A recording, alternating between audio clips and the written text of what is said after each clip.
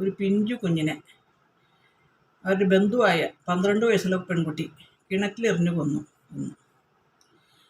എന്നിട്ട് ഈ 4 മാസം മാത്രം പ്രായമുള്ള കുട്ടിയെ, കുട്ടിയുടെ കാര്യം പറഞ്ഞു കഴിഞ്ഞാൽ ആ ദമ്പതികൾ വർഷങ്ങളോളം കാത്തിരുന്ന് നേർച്ചയും വഴിപാടും ചികിത്സയും എല്ലാം ചെയ്തുണ്ടായി ഒരു പൊന്നും മുത്തണത്. ആ കുഞ്ഞിനെ എറിഞ്ഞു കൊന്നതിലല്ല പലർക്കും സങ്കടം, ഈ 12 വയസ്സുള്ള കുട്ടിയുടെ മാനസികാവസ്ഥ.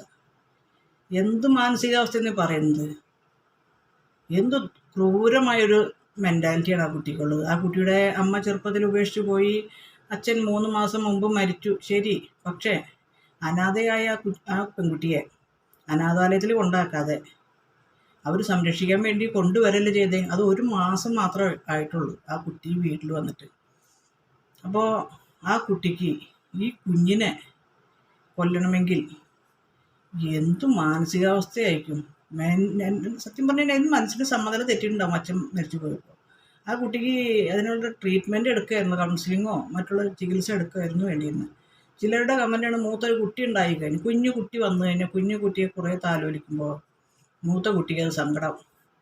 അല്ല, ഇവർക്ക് വർഷങ്ങളോളം കാത്തിരുന്ന കുട്ടി വർഷങ്ങൾ കാത്തിരുന്നില്ല എന്ന് തന്നെ വിചാരിക്കട്ടെ.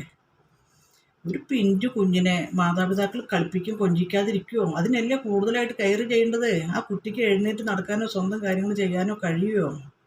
അപ്പോൾ ഏറ്റവും കെയർ ചെയ്യില്ലേ കുഞ്ഞു കുട്ടിയെ? അത് വെച്ചുകൊണ്ട് ആ ഒരു കാരണം പറഞ്ഞ് കൊല്ലുകയാണ് വേണ്ടത്. എവിടെയെങ്കിലും കേട്ടിട്ടുണ്ട് ഇങ്ങനത്തെ ഒരു അക്രമം? ഒരു സ്വന്തം ഇളയച്ചൻ്റെ കുഞ്ഞിനെ. സത്യം പറയല്ലോ, എനിക്ക് പലപ്പോഴും തോന്നാറുണ്ട് അങ്ങനെ നമ്മുടെ കൂട്ടത്തിലൊക്കെ ഉണ്ട്. അപ്പോൾ അങ്ങനെയുള്ള കുട്ടികളെ കുറച്ച് നമ്മൾ വീട്ടിലൊക്കെ കൊണ്ട് നിർത്താം എന്നൊക്കെ മനസ്സിൽ ചിന്തിക്കാറുണ്ട് ഞാൻ. എന്ത് വിശ്വസിച്ച് നിർത്തും? ഇവിടെയുണ്ട് 3 കുട്ടികൾ, എൻ്റെ മോളുടെ കുട്ടികൾ. ഈ കുട്ടികളൊക്കെ നമ്മുടെ കണ്ണ് തെറ്റിക്കഴിഞ്ഞാൽ ഇവർ ദ്രോഹിക്കില്ല എന്ന് എന്താ ഉറപ്പ്? അത് കാരണം അങ്ങനത്തെ പുണ്യമൊക്കെ ഞാൻ തൽക്കാലം മനസ്സിൽ ചിന്തിച്ചിരുന്നു അങ്ങനെ ഒരു കാര്യം. ഞാൻ എന്തായാലും ഉപേക്ഷിച്ചു. എനിക്ക് എൻ്റെ പേരക്കുട്ടികൾ മാത്രം മതി, അവർ തന്നെയാണ് എൻ്റെ എല്ലാം. ഇനി അതിലപ്പുറമുള്ള സ്വന്തം ബന്ധങ്ങളിലെ വെട്ട കുട്ടികൾക്ക് ഒന്നും വലിയ പ്രാധാന്യമൊന്നും കൽപ്പിക്കില്ല. അവരെങ്ങനെയും ജീവിച്ചു പോട്ടെ, അത്രേ ഉള്ളൂ. ഞങ്ങളുടെ നാട്ടിലും ഉണ്ട് ഇതുപോലെ തന്നെ അച്ഛനും അമ്മയൊക്കെ മരിച്ചു പോയൊരു പെൺകുട്ടിയെ ഒരു വീട്ടുകാർ, അവരാകുന്ന ബന്ധത്തിൽപ്പെട്ടവർ നന്നായിട്ട് നോക്കുന്നുണ്ട്, ആരും ഉപദ്രവിക്കുന്നൊന്നുമില്ല.